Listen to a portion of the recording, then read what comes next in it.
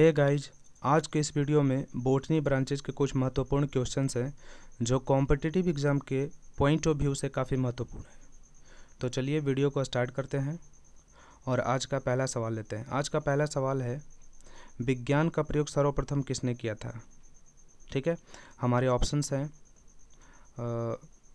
अरस्तु ने, पुरकिंजे ने, वॉन मोल ने और लेमार्क ने। तो देखिए, इस क्वेश्चन का राइट ऑप्शन होगा लेमार्क और ट्रेविरेनस। ठीक है, लेमार्क और ट्रेविरेनस। चलिए आगे ऑप्शंस के बारे में और भी जानकारियाँ ले लेते हैं।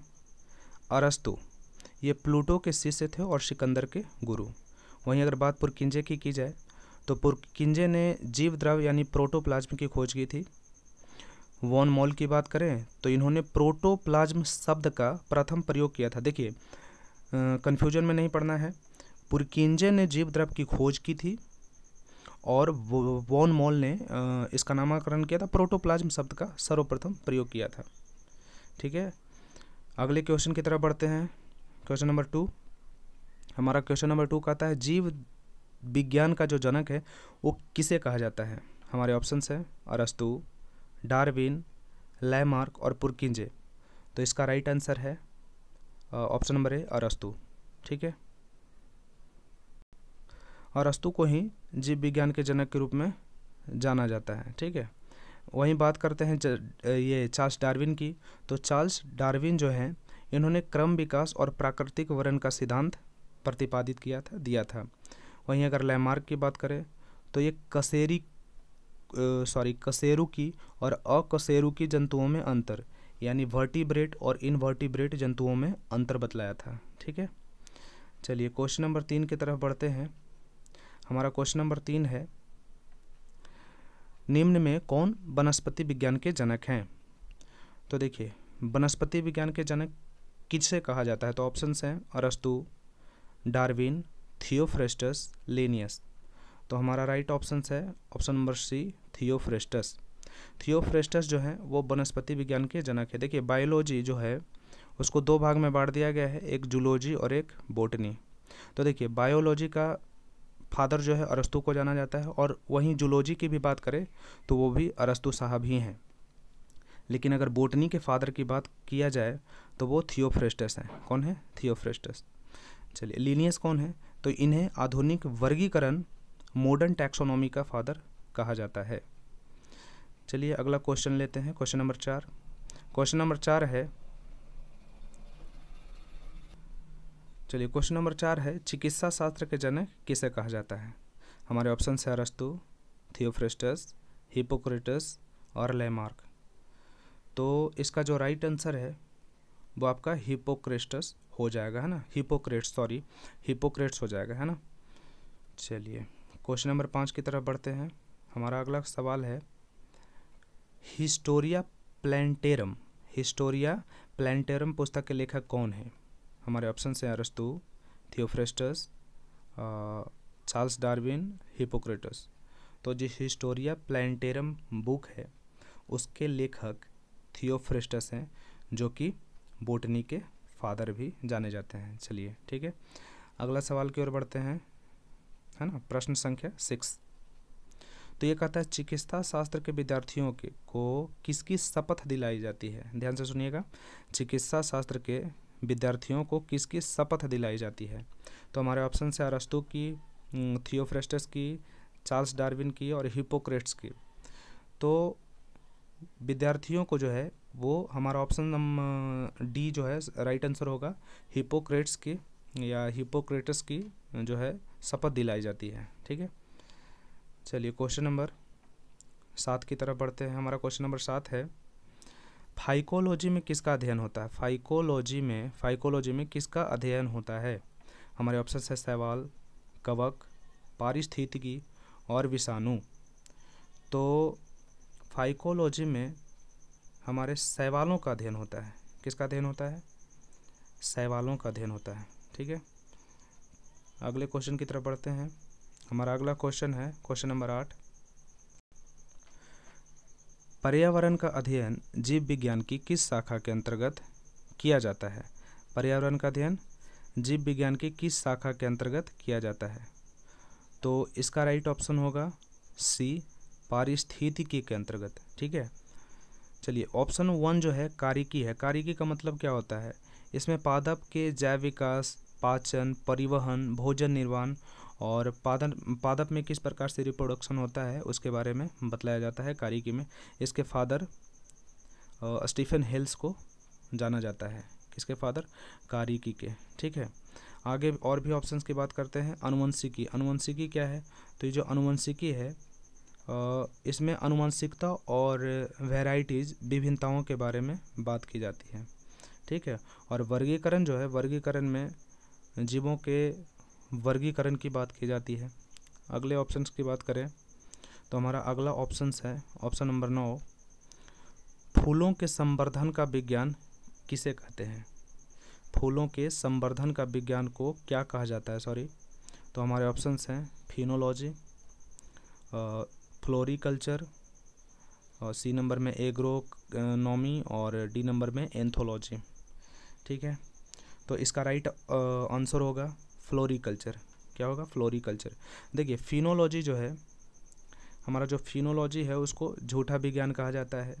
फ्लोरिकल्चर किससे संबंधित है? फूलों के पैदावार, कॉस्मेटिक्स, मार्केटिंग और फूलों के संवर्धन। ठीक है, और एग्रोनॉमी, एग्रोनॉमी जो संबंधित है वो फसल उत्पादन और मृदा प्रबंधन के विषय से संबंधित है। एंथोलॉजी आप लोग जानते होंगे, पुष्पों के अध्ययन से संबंधित है। चलिए अगला क्वेश्चन लेते हैं, क्वेश्चन नंबर 10। हमारा जो क्वेश्चन नंबर 10 है वो कहता है डेंड्रोलॉजी का संबंध किससे है? डेंड्रोलॉजी का संबंध किससे है? तो ऑप्शंस हैं हमारे पुष्पों के अध्ययन से, वृक्षों के अध्ययन से, झाड़ियों के अध्ययन से और बी और सी दोनों, यानी कि वृक्षों के अध्ययन से भी, झाड़ियों के अध्ययन से भी। तो देखिए इसका दोनों आंसर सही हो जाएगा, यानी ऑप्शन नंबर डी इसका राइट आंसर हो जाएगा। बी और सी दोनों इसका राइट आंसर है। ठीक है, चलिए अगला क्वेश्चन लेते हैं, क्वेश्चन 11। क्वेश्चन 11 कहता है 11, पुष्पों के अध्ययन को क्या कहा जाता है? तो ये बहुत ही सिंपल है, पुष्पों के अध्ययन को हम लोग एंथोलॉजी बोलते हैं। क्या बोलते हैं? एंथोलॉजी बोलते हैं। चलिए इसके और भी ऑप्शंस के एक्सप्लेनेशन पर ध्यान देते हैं। ऑप्शन नंबर बी था एग्रेस्टोलॉजी। एग्रेस्टोलॉजी का मतलब होता है इसमें घासों का अध्ययन किया जाता है। एग्रेस्टोलॉजी जो है वो बोटनी का ही एक ब्रांच है जिसमें घासों का अध्ययन किया जाता है। और फिनोलॉजी हमने बता दिया है। आपको बताना है पॉलिनोलॉजी। पॉलिनोलॉजी में किस चीज़ का अध्ययन किया जाता है, ये आपको कमेंट्स में बताना है। ठीक है, उम्मीद करते हैं आप लोग बता देंगे। चलिए अगला क्वेश्चन लेते हैं, क्वेश्चन नंबर 12। क्वेश्चन नंबर 12 कहता है वनस्पति संवर्धन से संबंधित विज्ञान की शाखा को क्या कहते हैं? 12, इसका राइट आंसर होगा हॉर्टिकल्चर। राइट आंसर इसका हॉर्टिकल्चर।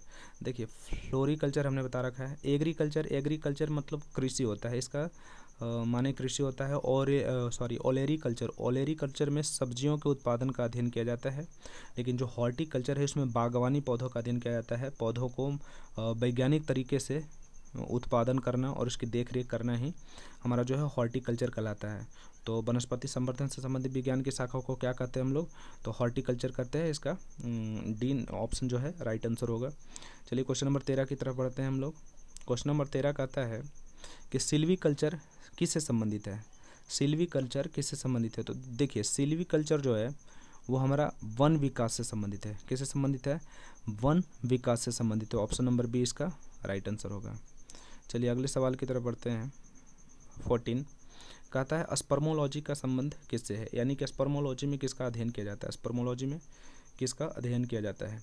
तो स्पर्मोलॉजी में बीजों का अध्ययन होता है। याद रखिएगा, स्पर्मोलॉजी में किसका अध्ययन होता है? बीजों का अध्ययन होता है, यानी option number A is the right option answer. चलिए क्वेश्चन नंबर आगे लेते हैं, क्वेश्चन 15। क्वेश्चन 15 में कहता है हमारा कि एग्रोस्टोलॉजी में किसका अध्ययन होता है? तो अभी हमने बताया था कि एग्रोस्टोलॉजी में घासों का अध्ययन होता है। किसका अध्ययन होता है? घासों का अध्ययन होता है। चलिए अगला सवाल लेते हैं। अगला सवाल है हमारा क्वेश्चन नंबर 16, पीडोलॉजी किससे संबंधित है? क्या है? पीडोलॉजी किससे संबंधित है? तो देखिए पीडोलॉजी जो है वो आपका भूमि से संबंधित है। किससे संबंधित है? भूमि से संबंधित है।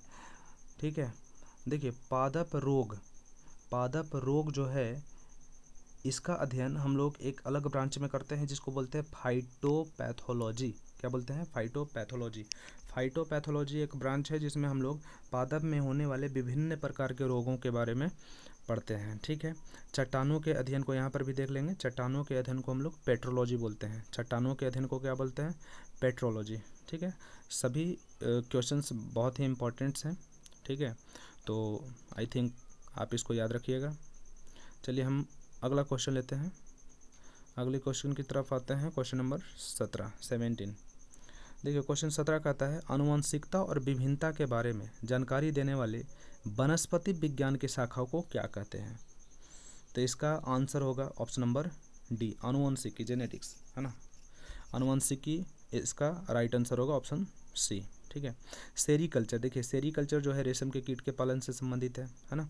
उद्विकास का मतलब होता है इवोल्यूशन। ठीक है। चलिए अगला क्वेश्चन लेते हैं। Question number 18।